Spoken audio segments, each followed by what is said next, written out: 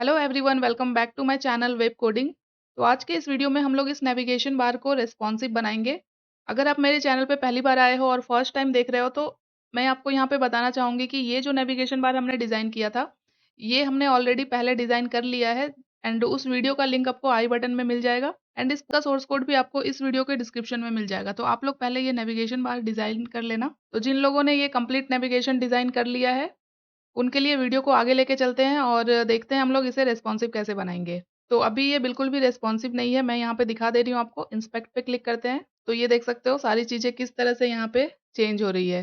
तो हम लोग यहाँ पे देखते हैं कि किस स्क्रीन साइज के लिए हम लोग इसे रेस्पॉन्सिव बनाएंगे। तो इसके अंदर देख सकते हो मैंने 3 पैनल बनाए थे। हमारा ये टॉप पैनल था और ये मिडिल पैनल था जिसके अंदर लोगो, ये सारे नैव आइटम्स और राइट साइड में कुछ आइकन्स ऐड किए गए हैं एंड बॉटम में मैंने यहाँ पे एक ऑफर ऐड किया था। तो इस तरह से 3 सेक्शन में डिवाइडेड है ये नेविगेशन बार और ये आप देख सकते हो कि कौन-सी स्क्रीन तक हमें ये बिल्कुल एज़ इट इज़ दिख रहा है, परफेक्ट दिख रहा है। ये देख सकते हो 953 यहाँ पे विड्थ आपको दिख रहा होगा टॉप में। तो ये 953 के अराउंड तक भी सही दिख रहा है मुझे। तो जिस पॉइंट पे ये चेंज हो जा रहा है, ये देख सकते हो जैसे ये 923 आ रहा है, तो यहाँ पे मिडल सेक्शन के जो ये सारे नैव आइटम है, ये यहाँ पे रैप हो जा रहा है। तो यहाँ पे मैक्सिमम विड्थ हम लोग अपने अकॉर्डिंग यूज़ कर सकते हैं। जैसे मैं 960 रख सकती हूँ क्योंकि 60 तक ये मुझे सही दिख रहा है, ठीक है? तो चलिए हम लोग आते हैं अपने वीएस कोड पे और हम लोग इसमें अप्लाई करेंगे मीडिया क्वेरी इसे रेस्पॉन्सिव बनाने के लिए। तो ये मैंने अपना वीएस कोड ओपन कर लिया है और यहाँ पे 2 फाइल्स हमने क्रिएट किए थे पिछले वीडियो में, index.html और style.css। तो अभी हमारे पास इतना कोड ऑलरेडी किया हुआ है, मीन्स हमारा पूरा नेविगेशन यहाँ पे डिज़ाइन किया गया है। जिन लोगों ने अभी तक डिज़ाइन नहीं किया है, उन लोगों के लिए मैंने कोड दे दिया है इस वीडियो के डिस्क्रिप्शन में, तो आप लोग वहाँ से कोड को एक्सेस कर सकते हो। ये एचटीएमएल का कोड है और ये हमारा सीएसएस का कोड है। तो अभी इतना ही कोड है। अभी हम लोग यहाँ पे इस वीडियो में इसे रेस्पॉन्सिव बनाने वाला है। तो सबसे पहले मैं यहाँ पे कमेंट ऐड कर देती हूँ ताकि आप लोगों को क्लियर हो जाए कि आज का जो वीडियो है कहाँ से स्टार्ट हो रहा है। तो यहाँ पे मैं कमेंट ऐड करती हूँ रेस्पॉन्सिव। तो अगेन मैं यहाँ पे एक कमेंट ऐड करूँगी। मैं इसी कमेंट को यहाँ पे डुप्लीकेट करती हूँ और यहाँ पे मैं ऐड करूँगी टैबलेट स्क्रीन एंड नाउ यहाँ पे हम लोग ऐड करेंगे मीडिया क्वेरी। तो मीडिया क्वेरी को ऐड करने का जो सिंटेक्स्ट होता है वो होता है @media ओनली। सिर्फ स्क्रीन साइज के लिए हम लोग रेस्पॉन्सिव बना रहे हैं, तो यहाँ पे ऐड करेंगे स्क्रीन एंड यहाँ पे हम लोग ऐड करेंगे मैक्सिमम विड्थ। तो मैक्स विड्थ ऐड किया मैंने। तो मैंने अभी आपको दिखाया कि 955 के नीचे हमारा जो नेविगेशन है वो चेंज हो जा रहा था। तो यहाँ पे मैं अपने अकॉर्डिंग 960 पिक्सल एक विड्थ ऐड करती हूँ, मैक्सिमम विड्थ। मीन्स अगर हमारा स्क्रीन साइज 960 पिक्सल से कम होगा तब हम लोगों को क्या-क्या चेंजेस करने हैं। तो यहाँ पे मैं एक काम करती हूँ, अपने ब्राउज़र और इस कोड एडिटर को साइड बाय साइड पहले ओपन कर लेती हूँ, ताकि हम लोगों को हमारा आउटपुट भी दिखता रहे। तो यहाँ पे मैंने इस तरह से एडजस्ट किया है और कोड को मैं थोड़ा-सा यहाँ पे ज़ूम कर लेती हूँ, ताकि आप लोगों को सारी चीज़ें यहाँ पे अच्छे से क्लियर दिखे। तो सबसे पहले हम लोग यहाँ पे स्टार्ट करेंगे टॉप सेक्शन से। तो टॉप पैनल में हम लोगों ने 2 सेक्शन बनाए थे। इसके लिए मैं आती हूँ index.html में और आप लोगों को एक बार यहाँ पे गो थ्रू कराती हूँ। ये देख सकते हो ये हमारा टॉप नेव क्लास है। तो इसके अंदर हम लोगों ने टॉप नेव लेफ्ट और टॉप नेव राइट ये 2 क्लास बनाया था। ये देख सकते हो ये पहला क्लास है और ये दूसरा क्लास है टॉप नेव के अंदर, मीन्स इस पूरे सेक्शन के अंदर। तो मैं चाहती हूँ कि जब हम लोग टैबलेट स्क्रीन पे हम अपना नेविगेशन डिस्प्ले कराएं तो ये जो टॉप नेव है हमारा, इसके अंदर का ये जो लेफ्ट वाला सेक्शन है जिसमें हम लोगों ने टेक्स्ट ऐड किया है अबाउट अस, प्राइवेसी, एफएक्यू, ये सारे हमें यहाँ पे ना दिखे। तो अभी आते हैं हम लोग सीएसएस में। तो सबसे पहले हम लोग यहाँ पे क्या करेंगे, टॉप नेव क्लास को सेलेक्ट करेंगे, देन यहाँ पे टॉप नेव लेफ्ट को सेलेक्ट करेंगे और ये हमें यहाँ पे नहीं दिखाना है तो इसके डिस्प्ले को यहाँ पे कर देते हैं नन। तो अभी देख सकते हो लेफ्ट सेक्शन के अंदर जितने कंटेंट थे अब हमें यहाँ पे ये नहीं दिख रहे हैं, जिसकी वजह से क्या हो रहा है, ये राइट वाला पूरा सेक्शन लेफ्ट साइड में आ गया है। तो इस पूरे सेक्शन को मुझे सेंटर में लेके आना है। तो इसके लिए हम लोग क्या करेंगे, स्टार्टिंग में हमने टॉप नेव क्लास के अंदर डिस्प्ले फ्लेक्स ऐड किया था और वहाँ पे जस्टिफाई कंटेंट हमने किया था स्पेस बिटवीन। तो यहाँ पे टॉप नेव क्लास के अंदर जस्टिफाई कंटेंट अभी हम लोग कर देंगे सेंटर। तो ये देख सकते हो अभी ये सेंटर में आ चुका है।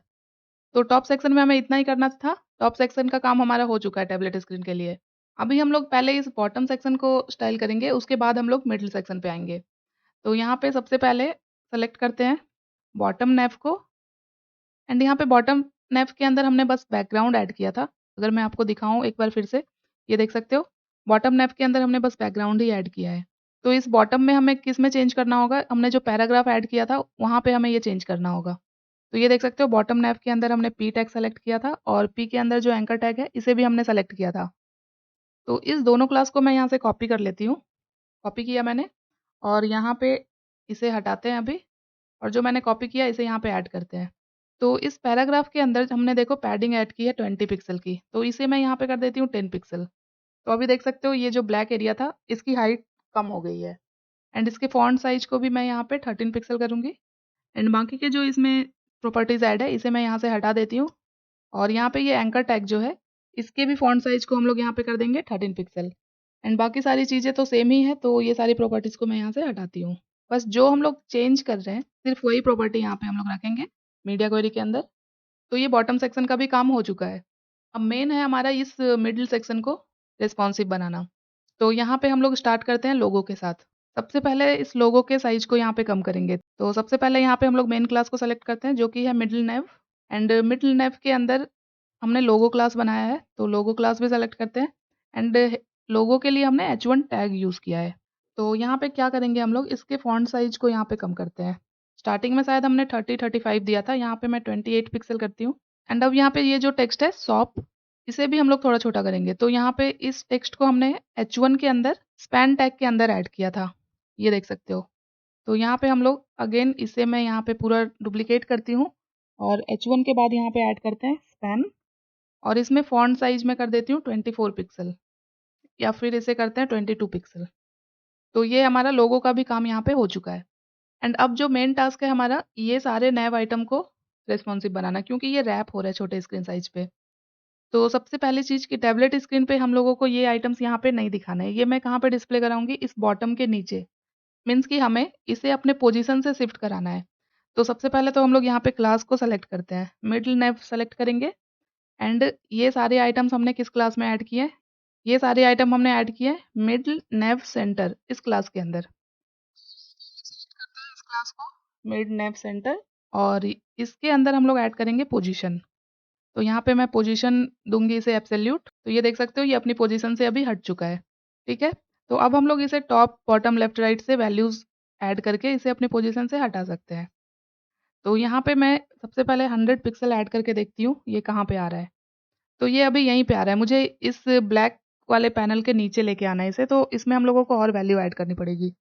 तो 150 पिक्सल करते हैं। तो 150 पिक्सल किया मैंने, तो ये भी अभी भी ये बिल्कुल नीचे नहीं आया है। तो उससे पहले मैं आपको एक और चीज़ यहाँ पे दिखाऊँगी कि ये जो हमारा मिडल वाला सेक्शन है इसमें हाइट देख सकते हो आप, ये बहुत ज़्यादा है। क्योंकि स्टार्टिंग में हमने यहाँ पे 100 पिक्सल ऐड किया था मिडल नेव के अंदर। अगर मैं आपको दिखाऊँ ये देख सकते हो। मिडल नेव के अंदर हमने हाइट दिया है 100 पिक्सल। तो यहाँ पे इसकी हाइट को मैं थोड़ा कम करूँगी।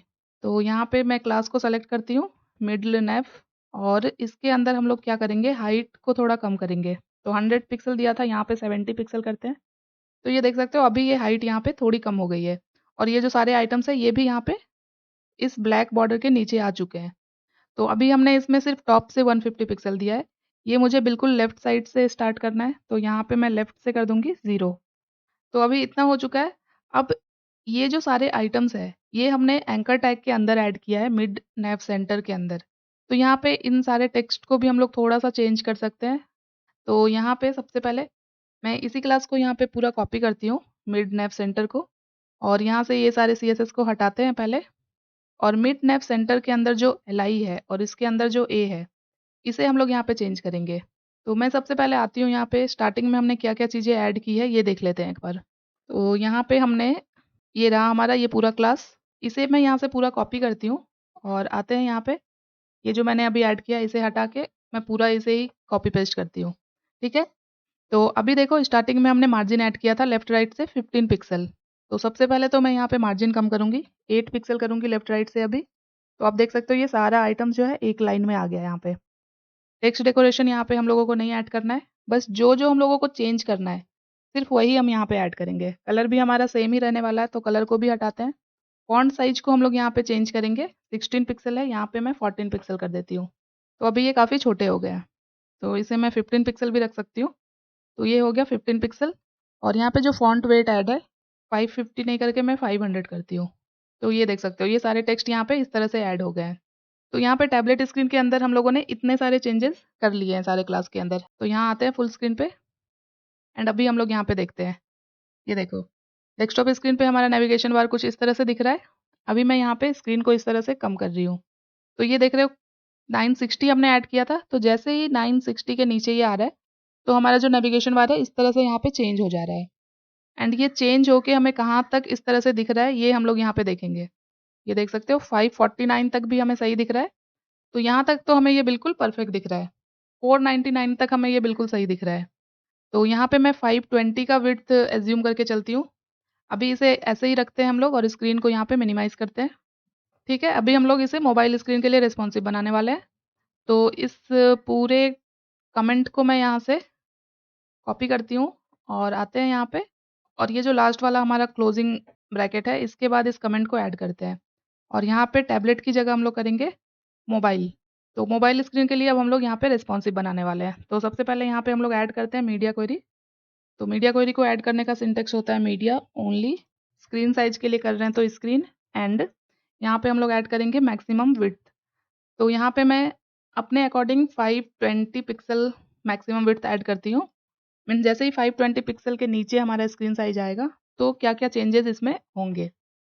तो यहाँ पे हम लोग मोबाइल स्क्रीन के लिए क्या कर सकते हैं, ये जो पूरा टॉप सेक्शन है इसे मैं यहाँ से हाइड कर दूंगी। तो इसे हाइड करने के लिए हम लोग पूरा इस क्लास को सेलेक्ट कर लेंगे जो टॉप नेव है हमारा, और यहाँ पे इसके डिस्प्ले को कर देंगे नन। तो अभी देख सकते हो कम्प्लीटली ये हाइड हो चुका है। एंड उसी तरह से ये जो बॉटम वाला सेक्शन है इसे भी मुझे नहीं दिखाना है मोबाइल स्क्रीन पे। तो इस क्लास को भी मैं यहाँ से सेलेक्ट करूँगी बॉटम नेव, और इसे भी कर देंगे हम लोग यहाँ पे डिस्प्ले नन। तो अभी देख सकते हो टॉप सेक्शन और बॉटम सेक्शन दोनों जा चुका है। अभी बस यहाँ पे ये मिडल वाला सेक्शन बचा हुआ है। तो यहाँ पे हम लोग इसे थोड़ा हाईलाइट करना चाहते हैं इस पूरे सेक्शन को।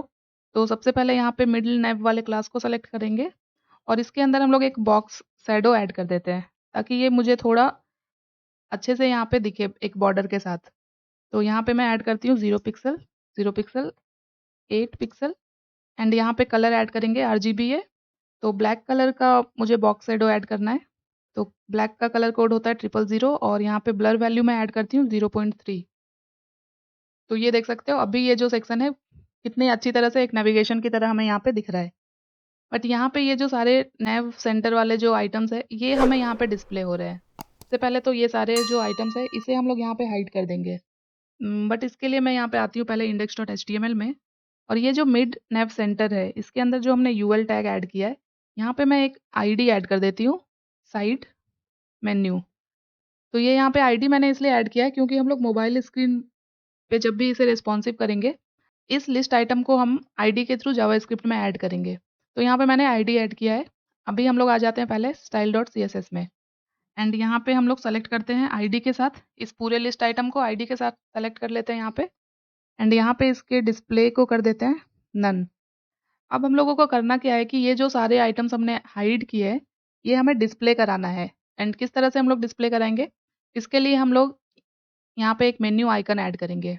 तो ये मेन्यू आइकन हम लोग इस नेविगेशन बार में कहीं पे भी ऐड कर सकते हैं। आप लोगों को क्या लगता है कहाँ पे ऐड करना चाहिए, आप लोग मुझे कमेंट करके बताना।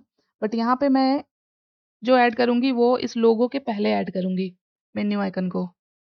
बट उससे पहले मैं इन सारे जो आइटम्स हैं नैप बार के अंदर इसमें मैं थोड़ा और चेंजेस करूँगी। जैसे हमने टैबलेट स्क्रीन पे इस लोगो के साइज को कम किया था, यहाँ पे भी मैं इस दोनों क्लास को कॉपी करती हूँ और मोबाइल स्क्रीन में भी हम लोग इसे थोड़ा सा और छोटा कर लेंगे। तो यहाँ पे ऐड किया, यहाँ पे H1 के अंदर अभी कर देते हैं 24 पिक्सल और यहाँ पे स्पैन के अंदर कर देते हैं 18 पिक्सल। तो अभी देख सकते हो ये लोगो यहाँ पे थोड़ा और छोटा हो गया है।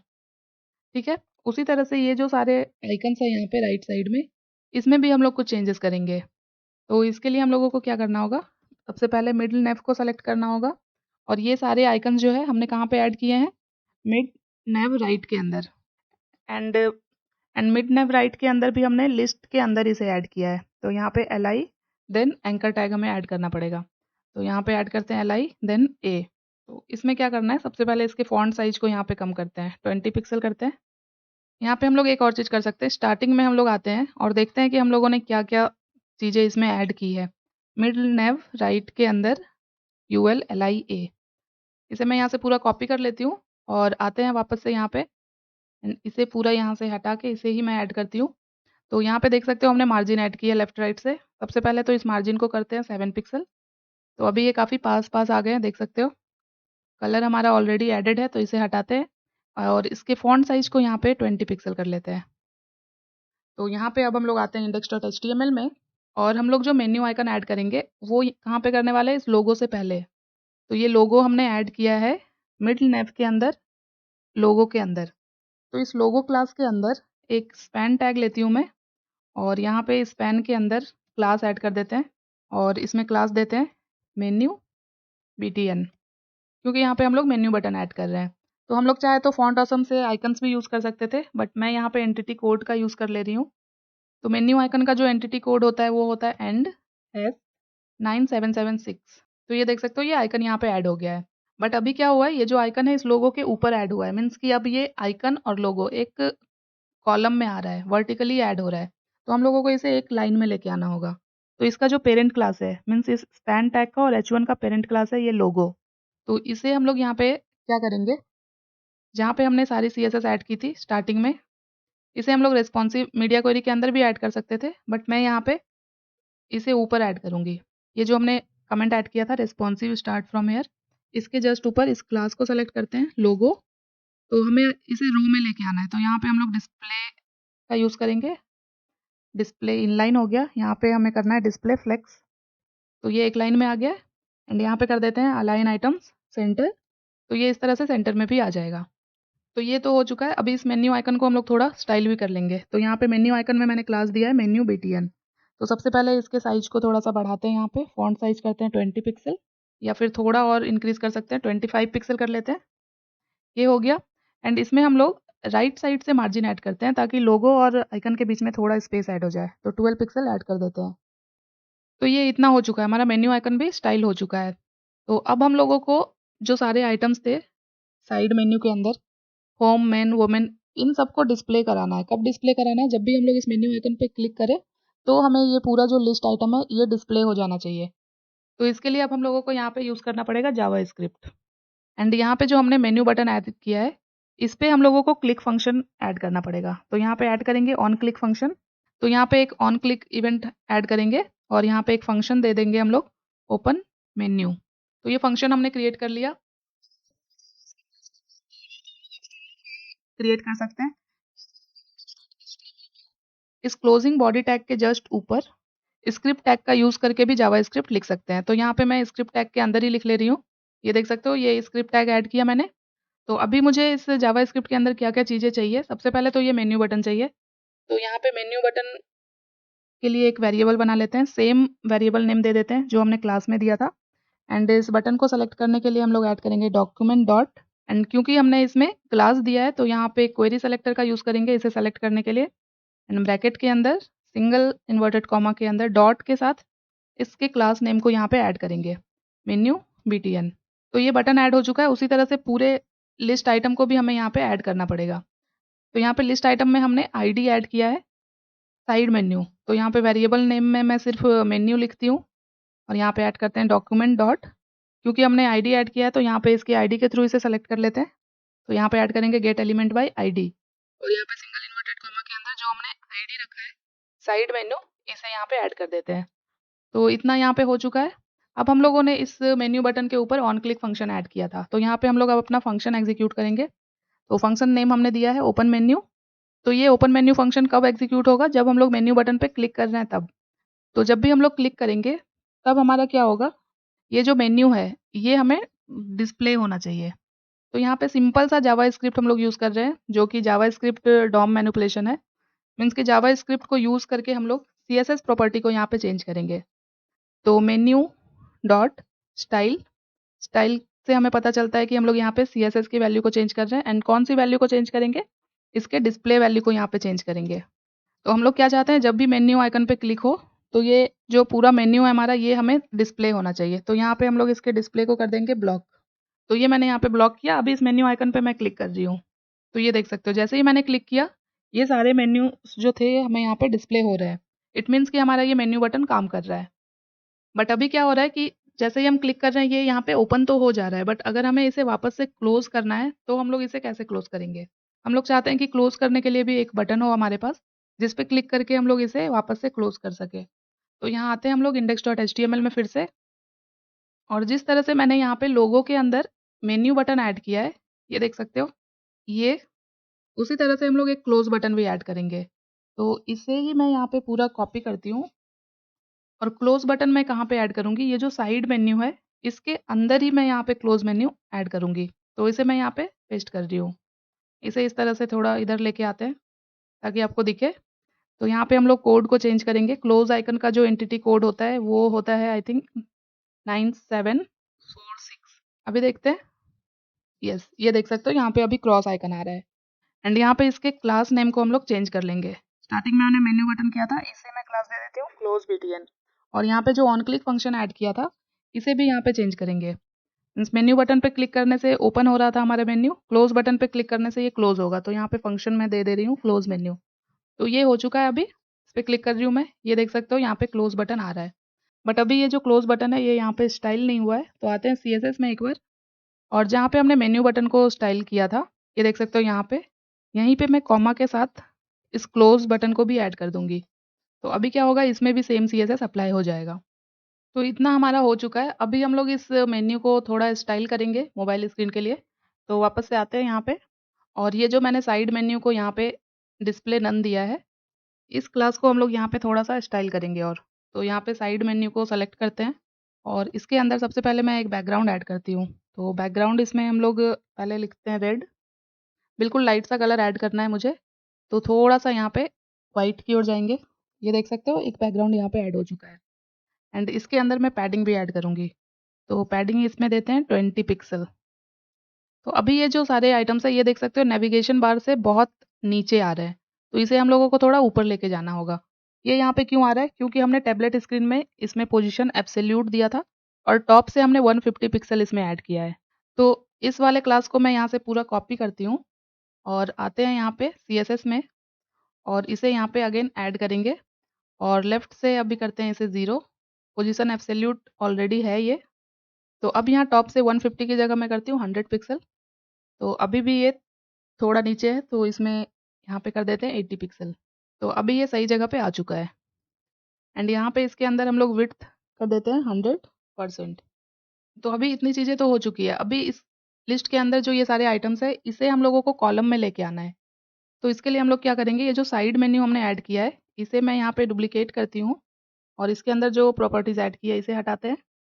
तो साइड मेन्यू हमारा क्या है, साइड मेन्यू है हमारा पूरा लिस्ट, क्योंकि ये साइड मेन्यू हमने ऐड किया है यूएल के अंदर, ये देख सकते हो। तो इसके अंदर जो ये सारे लिस्ट आइटम है, और इसके अंदर जो एंकर टैग है, इसे हम यहाँ पे सेलेक्ट करेंगे, LI देन A। अभी ये सेलेक्ट हो गया। तो इन सारे आइटम्स के अंदर हम लोग डिस्प्ले ऐड करेंगे ब्लॉक। तो जैसे ही ये ब्लॉक एलिमेंट में चेंज हुआ, ये देख सकते हो ये कॉलम में आ चुका है। अब हम लोग यहाँ पे पैडिंग ऐड कर सकते हैं। टॉप और बॉटम से 10 पिक्सल करती हूँ मैं। तो इन सब के बीच में गैप भी ऐड हो जाएगा। 10 पिक्सल अगर बहुत ज़्यादा हो गया, तो इसे 8 पिक्सल कर लेते हैं। तो ये तो हो चुका है, और इन सारे लिस्ट आइटम को हमें सेंटर में भी लेके आना है। तो यहाँ पे करेंगे टेक्स्ट अलाइन सेंटर। तो ये देख सकते हो ये सब सेंटर में भी आ चुका है। एंड यहाँ पे साइड मेन्यू के अंदर जो हमने पैडिंग ऐड की है 20 पिक्सल की, इसे मैं थोड़ा यहाँ पे कम कर देती हूँ, 14 पिक्सल करते हैं। तो ये हमारा यहाँ पे कंप्लीट हो चुका है। अब हम लोगों को क्या करना है, हमने इस मेन्यू आइकन पे क्लिक करके इसे डिस्प्ले कराया था। अभी इस क्लोज आइकन पे क्लिक करके हमें इसे क्लोज भी करना है। तो हमने क्लासेस तो ऐड कर लिए हैं, फंक्शन भी ऐड कर लिया है क्लोज मेन्यू। अभी इस फंक्शन को हमें यहाँ पे जावा स्क्रिप्ट में एग्जीक्यूट करना होगा। तो आते हैं यहाँ पे हम लोग जावा स्क्रिप्ट के अंदर। तो सबसे पहले इस क्लोज बटन को हम लोग यहाँ पे सेलेक्ट करेंगे जावा स्क्रिप्ट में। तो इसे मैं यहाँ पे डुप्लीकेट करती हूँ, जो हमने मेन्यू बटन सेलेक्ट किया है, शिफ्ट अल्ट डाउन एरो के साथ। और यहाँ पे वेरिएबल और क्लास नेम को चेंज करेंगे। तो दोनों जगह एक साथ चेंज कर लेते हैं, अल्ट प्रेस करके। यहाँ पे ऐड करेंगे क्लोज बीटीएन, बस इतना ही करना था। अभी ये क्लोज बटन भी सेलेक्ट हो चुका है। तो जैसे हमने फंक्शन बनाया ओपन मेन्यू, उसी तरह से हम लोग अब फंक्शन बनाएंगे क्लोज मेन्यू के लिए। तो यहाँ पे ओपन मेन्यू की जगह ऐड करते हैं क्लोज मेन्यू। और ओपन मेन्यू में हमारा मेन्यू जो है डिस्प्ले हो रहा था, तो क्लोज मेन्यू में हमारा ये मेन्यू हाइड हो जाएगा। तो यहाँ पे करेंगे नन।